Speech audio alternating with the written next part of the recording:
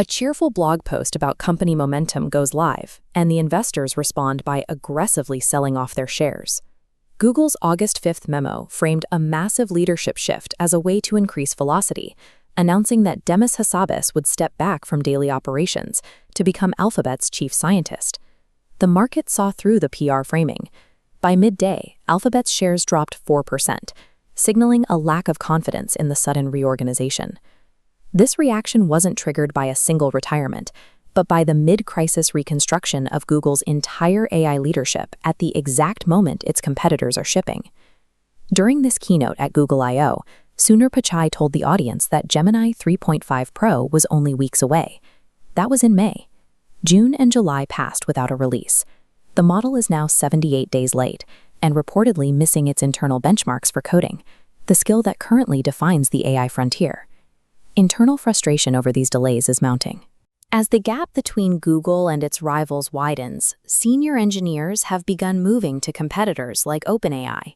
In 1 week, Google lost 4 senior researchers, including Nobel laureate John Jumper. When a company loses the authors of its foundational papers and its most celebrated scientists, it signals a shift in where the field's elite talent believes the future is being built. A single delay is a schedule slip. 4 consecutive misses and a run of high-level departures suggest the current system is struggling to produce the results it promises. Google is attempting to solve this productivity problem by moving its center of gravity. They are shifting the development of Gemini from a research lab in London to a product division in California. The quietest change in the memo is also the most significant. DeepMind no longer has a CEO.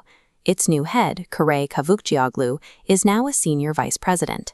That title change effectively ends DeepMind's decade-long run as a semi-autonomous lab. It is now a standard department reporting to the same leadership as Search and YouTube. This shift allows Demis Hassabis to step back from the product roadmap. He is now focused on pure research and the strategic pursuit of artificial general intelligence. Google is prioritizing shipping cadence over scientific culture. They are now reorganizing to turn a creative research environment into a rigid factory designed for product delivery. The departure of Jeff Dean and Sanjay Gemawat removes the architects who built the core systems Google Search has relied on for 20 years. They left to build Discovery Loop, a company centered on this, a system that autonomously runs its own experiments to improve its own algorithms without human intervention. This type of high-variance research requires infrastructure that Google's current platform cannot provide. The servers that power Google's advertising business are optimized for absolute uptime, a requirement that often conflicts with experimental workloads.